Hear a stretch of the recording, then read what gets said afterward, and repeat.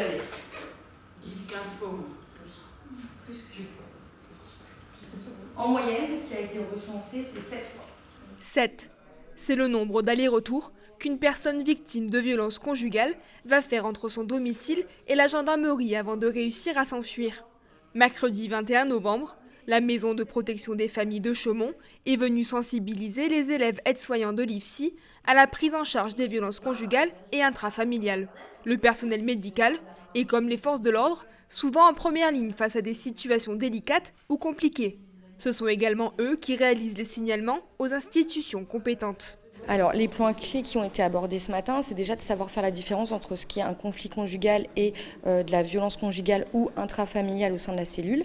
Et c'est également de décrire ensemble et de savoir détecter toutes les différentes formes de violence et les signes qu'une victime ou que des enfants qui subissent ce genre de violence peuvent montrer au quotidien en fait. Toutes les formes de violence ont été expliquées et analysées, physiques, psychologiques, sexuelles, financières, administratives et même les cyberviolences.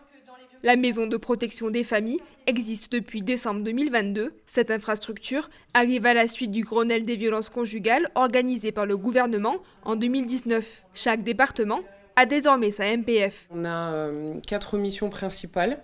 La première, c'est évidemment prévenir. Donc, on fait des interventions, des sensibilisations et des préventions dans tout ce qui est établissement scolaire, de la primaire jusqu'au lycée. Ensuite, nous avons toute la partie appui de nos unités de terrain et nous avons la partie protégée également, où on met en place avec le procureur de la République tout ce qui est téléphone grave danger, bracelet anti-rapprochement. En 2024, 156 auditions ont été réalisées. 137 d'enfants mineurs et victimes de toutes sortes de violences ont été entendus. Chaque semaine, le personnel de la MPF peut effectuer entre 2 et 8 auditions. Donc on accueille les mineurs dans cette pièce qui est dédiée où justement il y a des jouets et autres pour tous les enfants.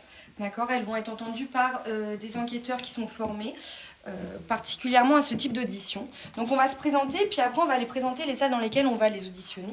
Donc on appelle ces salles les salles de Mélanie, donc d'audition de mineurs victimes, simplement parce que la première petite fille qui a été entendue sous le protocole pour lequel on a été formé s'appelait Mélanie.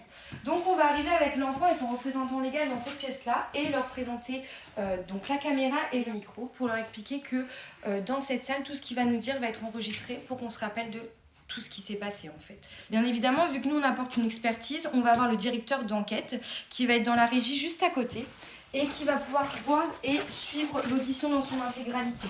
Donc par le biais de cet ordinateur, il va avoir accès. Afin de mettre en confiance les enfants et de ne pas altérer les souvenirs, chaque intervenant a été formé pendant 2 semaines au Centre national des forces de la police judiciaire.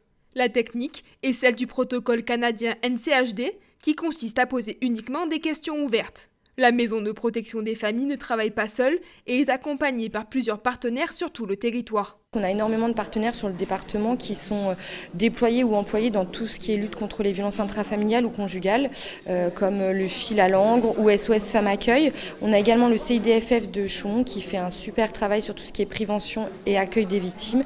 Des numéros d'urgence comme le 17 ou le 3919 ont été mis en place pour les personnes victimes ou témoins de violences.